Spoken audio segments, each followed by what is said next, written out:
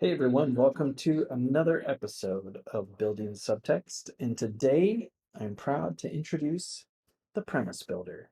This is something I've been working on for 3 years, and it's finally ready, it's finally open, and it's finally live for all subscribers to Subtext. So you come in here, this is the home page for Subtext, and if you go into the Premise Builder here, you'll see my creation in all its glorious splendor. And you'll see here in the upper right hand corner, this is the premise. And these are a lot like all the premises you'll find throughout subtext, which are reductions of what is known as a dramatica story form. So if you come in here, you go down to the bottom here, this is for the entire trilogy of Lord of the Rings. If you come in here, you'll see this is the entire story form here. These are all the different story points. This is for the main character through line, for the objective story through line, relationship story, influence character. There's a lot of stuff in here and a lot of terminology that might be a bit off-putting to writers new to Dramatica or to the Dramatica theory of story. So you come up here to the top. This is a reduction of this entire story form down here into one simple, easy to understand sentence that explains what the story means. The core feature of the subtext is the idea that every complete story is trying to argue a particular point of view. It's trying to say something with it. Now, you can make all kinds of stories that aren't trying to say something, but if you're actually trying to say something with your story, and there's some purpose behind it, some argument that's being made, then you'll create a premise, you'll create a complete story, and that's what's communicated to your audience. So for the entire Lord of the Rings trilogy, being tempted by something distorts your compassion with others, yet keeps you present and improves relationships. So it's not about, oh, let's just throw away the ring and everything will be good. There's all kinds of relationships that are going on throughout the entire story. And being tempted by something, which is the ring, gets in the way of your relative compassion with others, but at the same time, because you're being challenged with that, it keeps you present. So here you can look at premises from all kinds of different stories. So that's Lord of the Rings, that's the entire trilogy. Something as simple as Star Trek II, The Wrath of Khan, is very basic. Abandon seeking revenge, and you can save the lives of many, which sounds an awful lot like The Karate Kid. Abandon being unguided, and you can win a contest. The straightforwardness of what it is that these two films are trying to say is why you would never look to Star Trek II or The Karate Kid for some great philosophical, sociological improvement to the world, but there is still some meaning to it, and that's why those stories last for as long as they do. Something like Do the Right Thing is much closer to Lord of the Rings, not in terms of genre, but in terms of the overall personality of the narrative. Staying in harmony with thwarting someone keeps you from growing, allowing worrying about a group's future to challenge relationships. And I'll get into all kinds of different permutations of what the premise is all about. But when you come into subtext and you're looking for narrative structure, you want to get yourself familiar with the premise.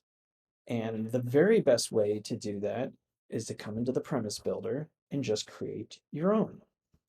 So here at the top, what kind of a story do you want to write? Now I've added in what I had previously, which was just the genre builder, so that in case you don't have years and years of experience with the Dramatica theory of story, if you haven't gone through the Dramatica mentorship program and you haven't familiarized yourself with all the different narrative personalities that are available to you, then what you want to do is come in here and just select a genre, which most people are very comfortable with.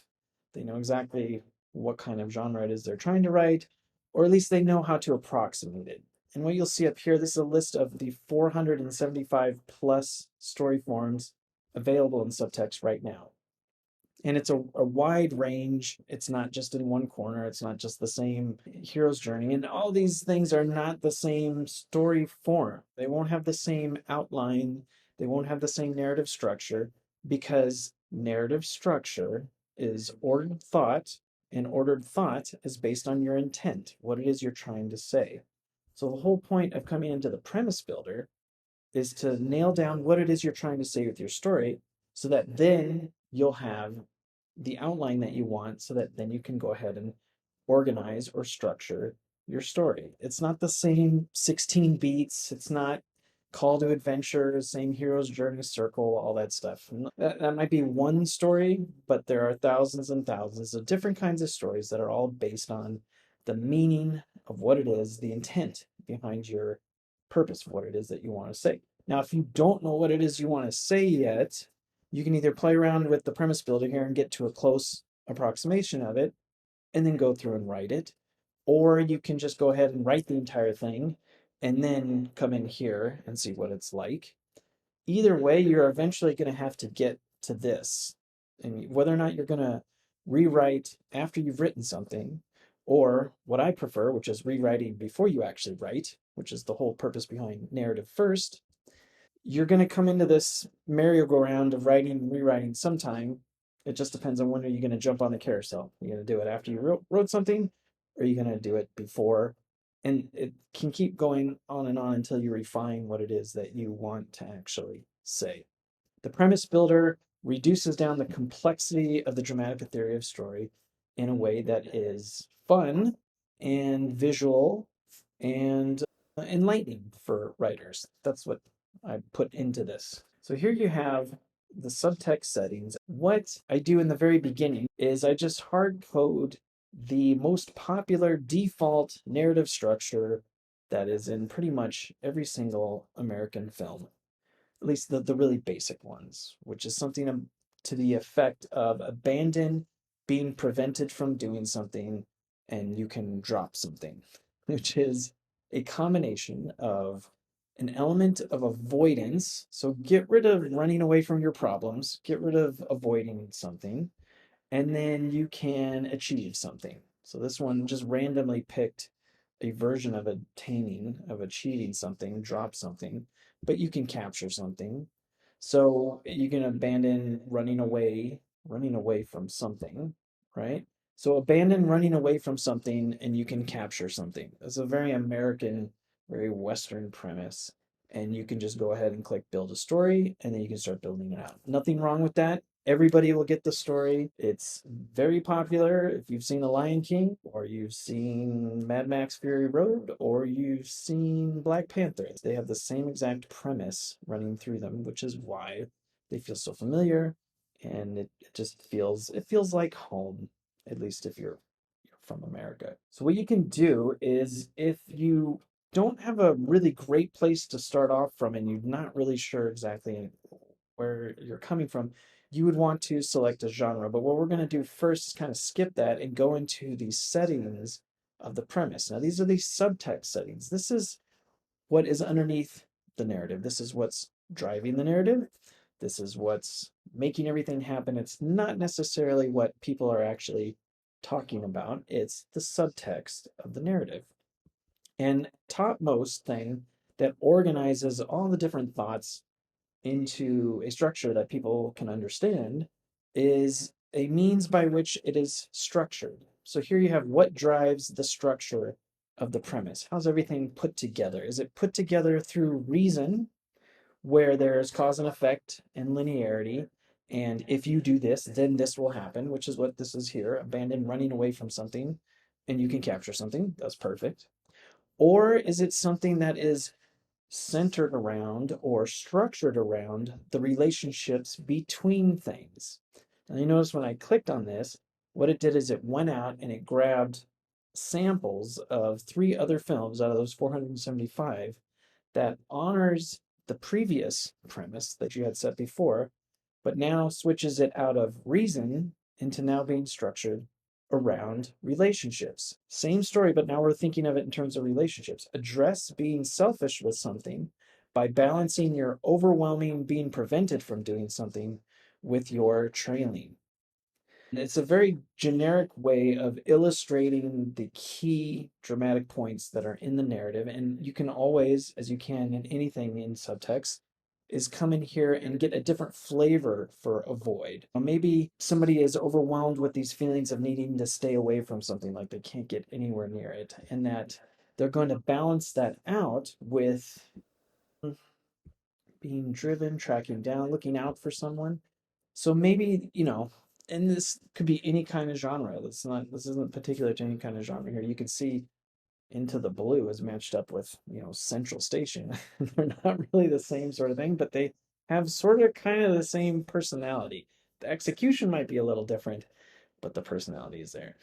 And the main issue that is here is self-interest. So you can see that's a very American, it's all about me sort of thing. So address being self-serving. So maybe your whole story is about people addressing this self-interested way of life by balancing their overwhelming need to stay away from something with looking out for someone else. There's a balance there, right? It's much different than the reason version of that, which is abandon running away from something and you can capture something. This is classic American. You can see it's Trainwreck, Black Panther. It's like, that's it. That's the whole thing right there. So that's the first setting for the premise. The second setting is, what is the point? So not only do you want to structure it either around cause and effect or the balance between things, but you also want to structure it around, what is the point of the premise? What are you trying to get across? Are you trying to convince somebody to realign what it is they're doing, to try a completely different way of living their life? Abandon this thing and then you can do this. Or are they on the right course? And what they need to do is just keep maintaining that, and then they'll be able to get whatever it is that they want. So keep focusing on running away from something, and you can capture something. That's a totally different story, but it's just as valid as the prior one. It all depends on what it is you want to say with it. Are you doing something more like Star Trek or Aaron Brockovich, where, hey, if you just keep doing that, keep working on moving towards that thing, or Jerry Maguire, the sports story part of that, you keep doing that, you're going to get the rewards. Or, you know what, you need to get rid of that other thing, right? Lion King here, stop running away, and then you can become king. There's no right answer except the answer that's right for you as the author. The third one is less important, but it does play a significant role in how things are structured. And it's whether or not the main character of the story flows with the plot. And this is from beginning to end. This is not call to adventure. This is not the refusal of the call, that kind of thing. But when it comes to the major act turns, when things are kind of shifting and moving into different places, does the main character, does he or she flow with it? Do they know exactly what they're supposed to do in order to facilitate the plot? Or are they kind of resistant? It's kind of like not matching up, right? So something like Kramer versus Kramer, a courtroom drama, and there's major life changing decisions that have to be made, and he's just not every step of the way he wants to make it happen, but it's just not working out for them. I would always leave this to probably the last thing. Maybe 80% of the time leave it on flow, but you can always test it to see if maybe the premise feels a little different. So abandon running away from something and you can capture something, or when you get out of your way and abandon running away from something, you can capture something. There's a slight little difference there. You can see in the premise, I've worked really hard to make the changes in the premise reflect the importance of the question. So if the question doesn't have a huge impact on the final result, it won't have a huge impact here in the premise. It's because that's how it should work. They should be connected together. Relationships, you're going to get this whole crazy different thing because that's a huge part. That's the entire thing is completely structured around that. All the parts that are in between. Definitely the second one for sure. What is the point? Is the story about staying on track towards something, or is the story about completely changing to a completely unraveling of people's justifications for what it is that they're doing? But you likely just want to stay with flow first. And then lastly, the fourth question has four possible answers, and it's, what kind of ending does the story have? Is it end in all-out triumph like Star Wars Force Awakens, Kingsman Secret Service, or Galaxy Quest? Is it something that ends with a little more virtue? Thor Ragnarok takes the virtuous choice there at the end. El Mariachi, Raiders of the Lost Ark, which has two stories, but kind of lets it go at the end, and there's more of a virtuous ending to that. Or is it something that's more bleak in nature? There's no examples here yet of something that's bleak, with these settings and with some other settings that we'll get into. You can see culturally, American stories don't really tell the bleak things. Abandoning, running away from something, and achieving something, that is the American dream. You don't really want to get across that this is a bleak thing to do. But you can see a story where, however bleak, when you abandon running away from something, you can become closer to one another. That it just feels stark and kind of gray.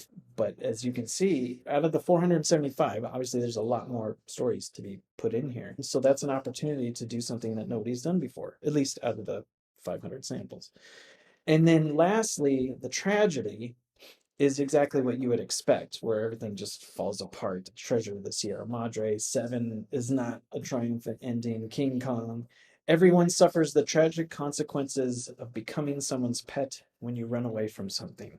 That could be a really sick thriller if you want to do Seven. It could be some strange thing if King Kong had lived and taken over America. Or you could have changed this. This is really depressing. Changing the world, becoming a Nazi, changing the game, becoming a father, becoming a political leader. Maybe there's somebody who's not supposed to become a political leader. Everyone suffers the tragic consequences of becoming a political leader or transforming someone into this position of power when they run away from their own responsibilities. And you can just see that just feels like, oh, that's really depressing, as opposed to, hey, abandon running away from something and you could become a political leader.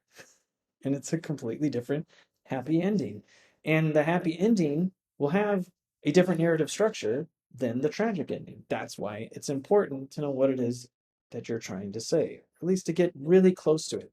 If this is not 100% accurate, at the very least, you've taken the opportunity to work through your story, work through the ideas that you have going on, and you have more of an idea of what it is that you want so that when you go to write, it's just not all over the place, right? There's some purpose to it beyond just, I don't know, I just want to write something. I just want something to work out. It's a much better way to work through it. That's been my personal experience, especially the films that I've worked on. When the people in charge know what it is that they want to say and they have the narrative worked out first, the entire production is a much more enjoyable experience than if they have no clue until the last 2 months. These questions will kind of slightly change if you give different answers, because a story that is structured around reason is going to end in triumph. It's going to end in tragedy. It's going to be virtuous. But when it comes to structuring around relationships and the balances between things, triumph and tragedy and bleak personal judgments like that, those fall away.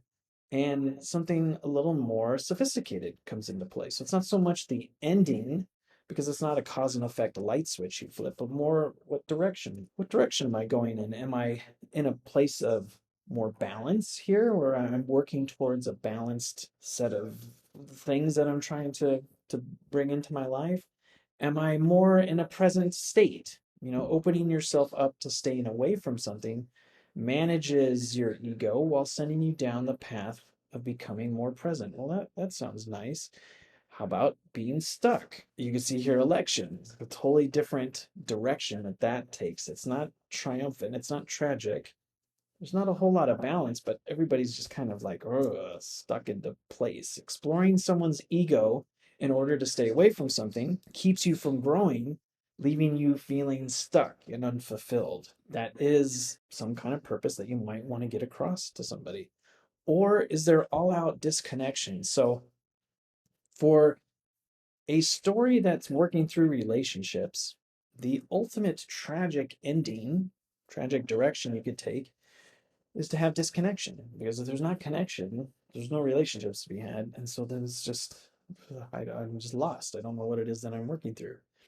And you'll notice how gigantic the premise got, because you need a lot more verbiage to work through what it is that it is you're trying to get across.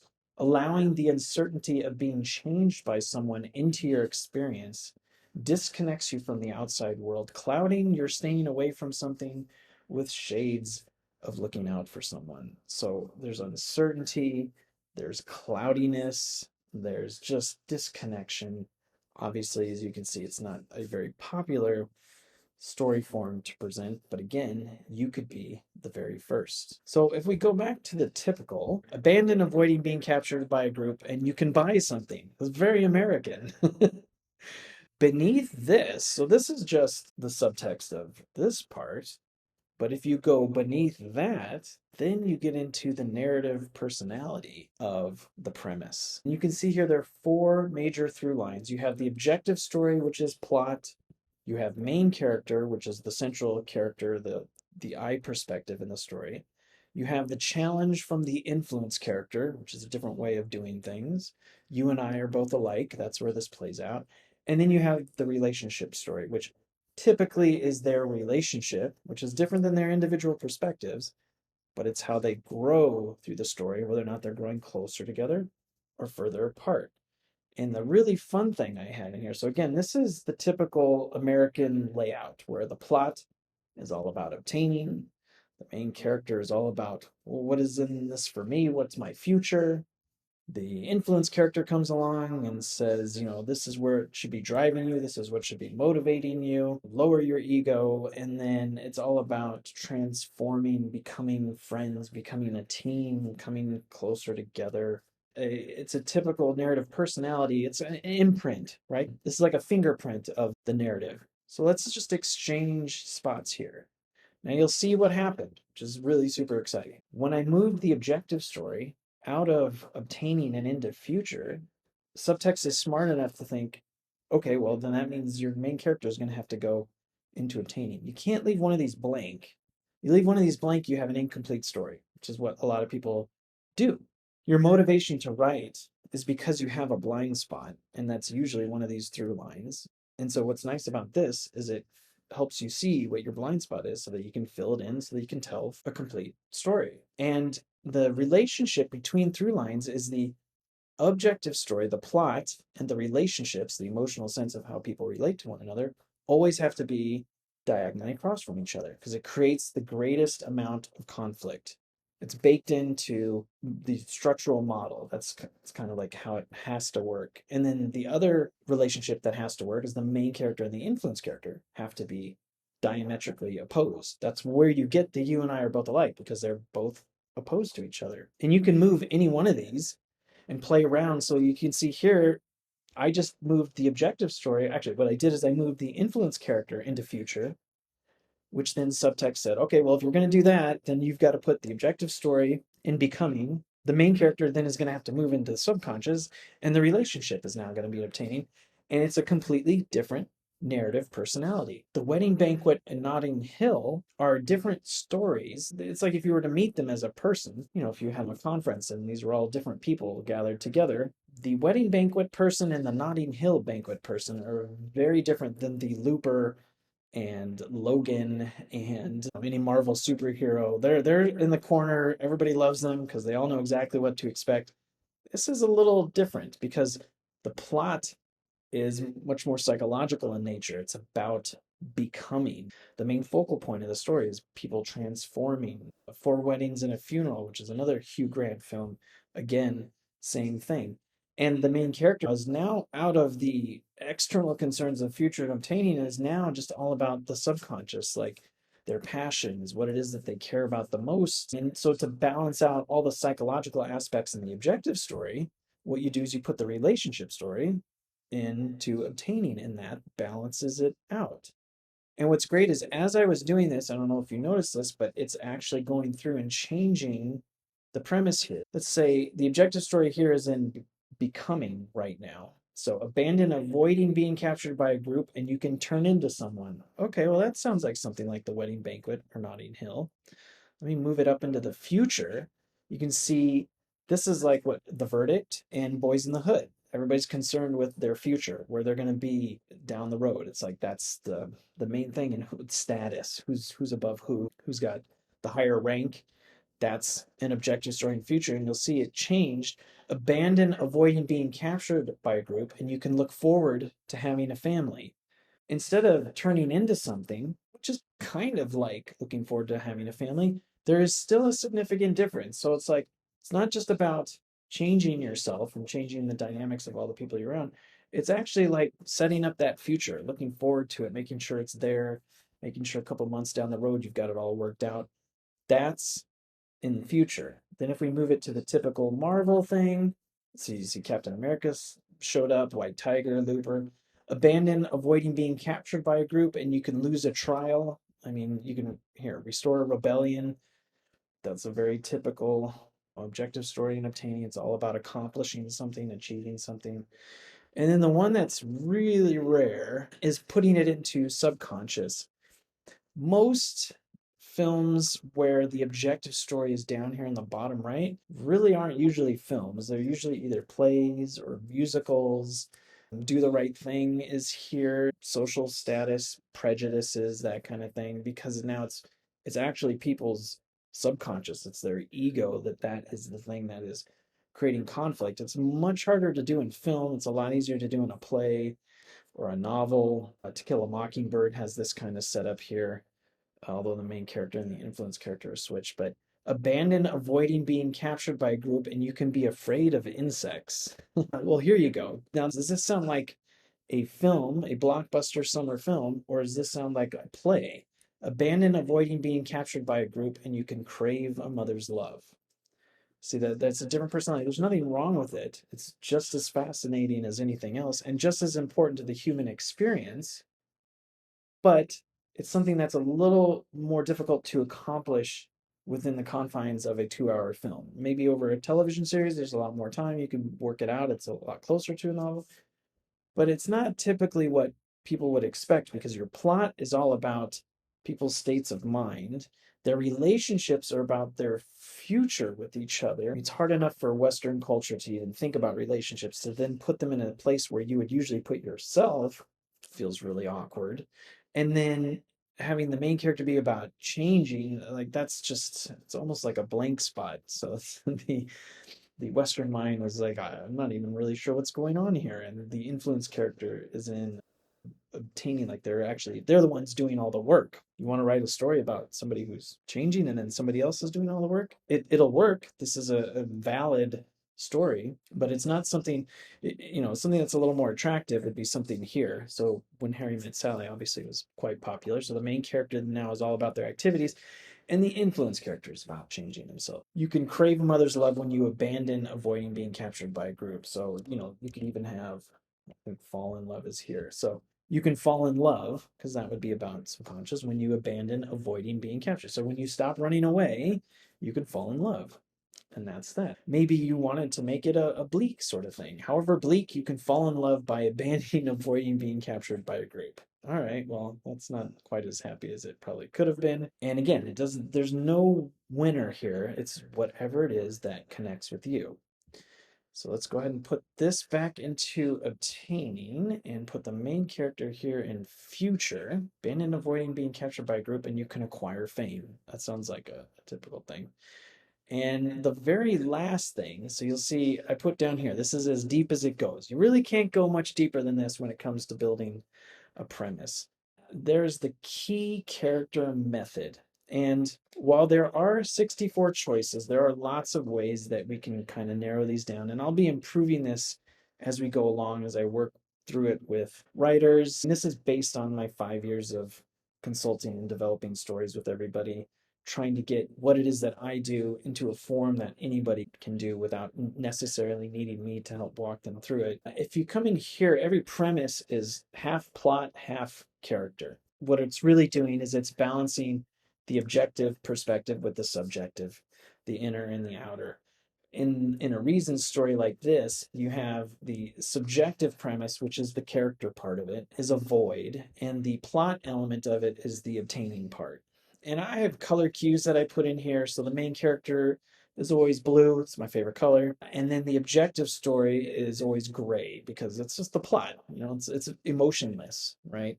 But those are the cues. I've created this on purpose because I want to subconsciously help teach people to recognize, oh, okay, now I'm in the character headspace, or now I'm in the objective story headspace. So with the character headspace here, with the avoid, that's the typical one. The second most popular one of all time for Western culture is control.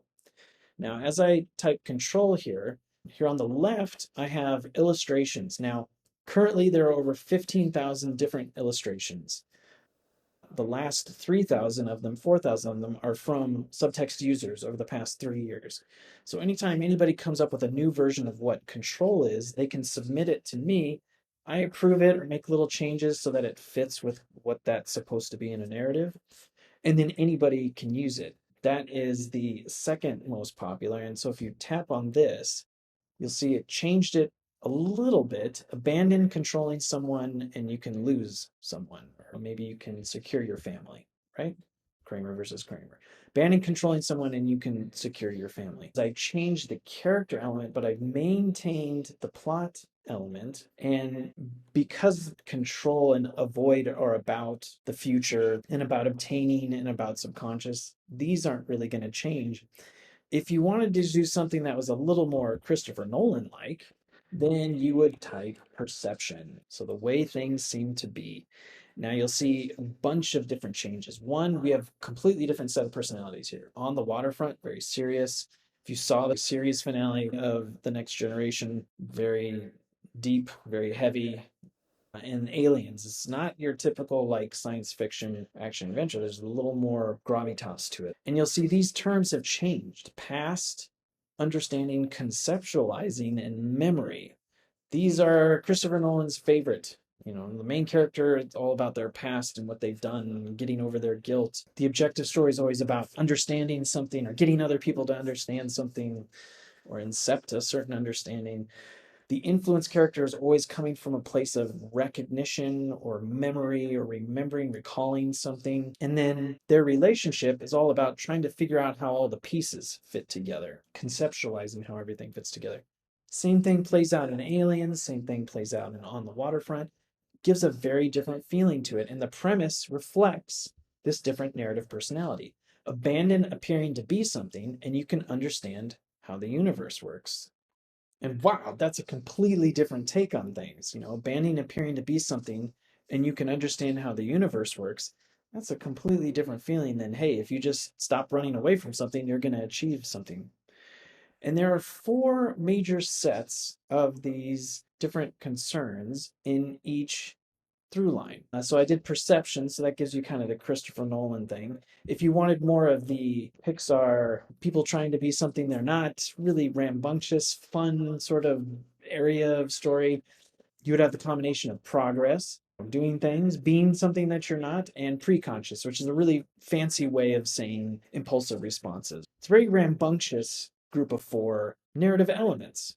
So Top Gun, very rambunctious. 99 Homes, a little more serious, but it is definitely about the impulse to survive, fighting against how your life is improving or not improving. And then, of course, Star Wars is just the classic one. Let's see if we can fight against the Empire, and you're going to have to be something that you've never been before. That's that personality. And you'll see it plays out in the premise. Abandon corroborating something's validity, and you can vote for something. So I'm just going to and you can wet the bed. That's probably not the kind of story that you want to, let's say, keep them laughing, right? So maybe it's a story about comedians, abandon corroborating something's validity and you can keep them laughing. So maybe it's the story of a comedian, and in order to keep people laughing, in order to keep doing what it is that they want to do, they just have to give up trying to prove themselves. This is a very valid story, and it feels sort of Western. It's kind of like closer to that first set that we did, but it does have a different flavor to it. It's much more action oriented, much more things bouncing off one another. It's a completely different feel to it. And if we went to here and I put the objective story in being instead of the objective story in doing, now you can see it move the main character down into preconscious, and they're just all about impulsive responses or the kind of impulsive responses that they reflect or bring out of other people. The last one, probably a really popular one, more so in the last decade than probably in the next decade, is acceptance. So you'll see this set: present, learning, conceiving, and conscious. It's much more methodical, much more thought provoking. If the last one was more about things bouncing off one another, and the very first one was all about people's motivations, and that second Christopher Nolan heavy one was all about like, whoa, what is it? What is it we're dealing with here? This is much more energetic in terms not of things bouncing off one another, but more of people's ideas and like mixing in. So it's very present, very conscious. What are we thinking about?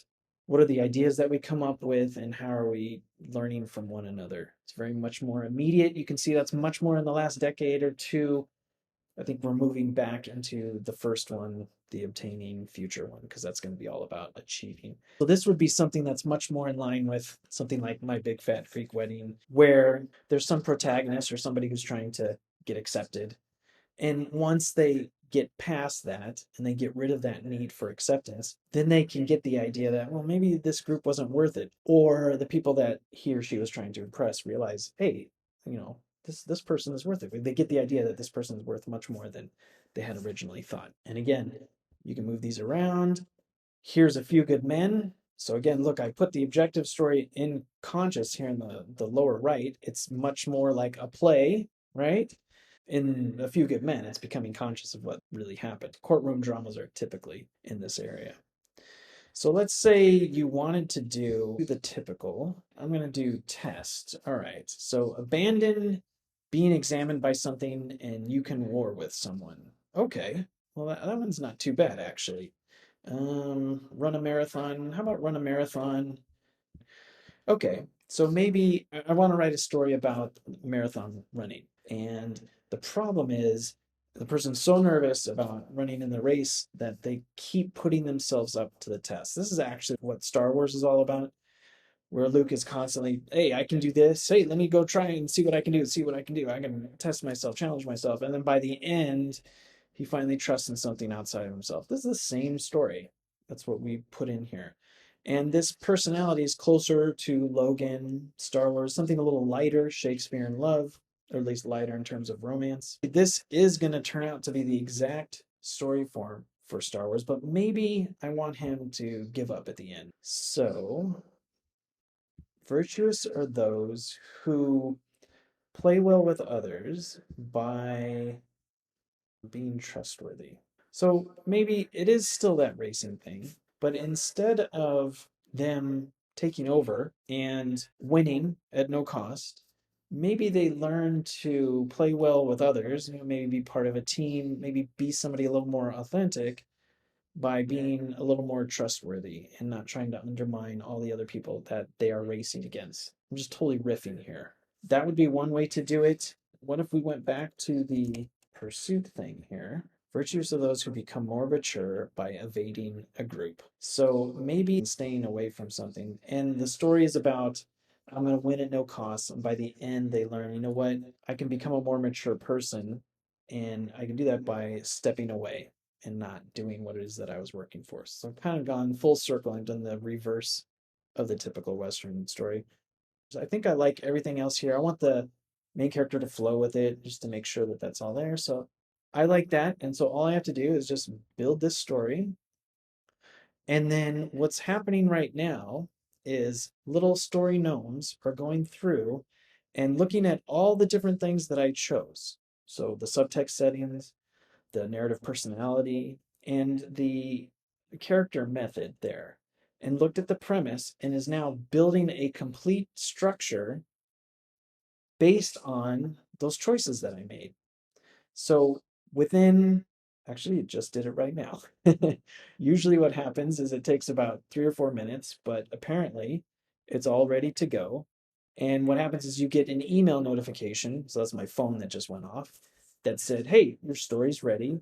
And then you can jump right in here and look at your stories. So here you can see new story from Premise Builder. And it's the one right at the top. I have a lot of test examples here. But this one is the new story from the Premise Builder. So I just come in here and look, it's got the premise that I chose. Virtuous are those who become more mature by staying away from something. But what's really exciting is it's gone through and I have my through lines here. I've got those main concerns are achieving, obtaining something. The main character is all about the future or what will happen. The influence character is all about their basic drives and desires, the relationship stories. Like I have a wealth of inspiration here to start building out my story. I can even come in here to each through line. And what it's done is Subtext has gone through and come up with just not completely random story beats, but story beats that are attached to that narrative structure and come up with random illustrations of each beat. So in the beginning, the characters will be all about understanding, then they're going to do some things, then they're going to end up either achieving or failing. And then by the end, they're going to learn a much more productive way of living their life. That is the order everything needs to go in order to argue this premise, this virtuous premise that I have. And it's not just the objective story that it has beats for. I also have the main character here. So whoever the main character ends up being, I haven't named this person yet, they're going to start exploring their origins. Then maybe they're going to lose their job, and then they're going to worry about their future, and then by the end they're just going to be much more present. And that's a very virtuous plot progression. And then once I've worked through the 4 different through lines, gone through and worked it out, to me this is the best way to do it, because you get the thread of each through line first.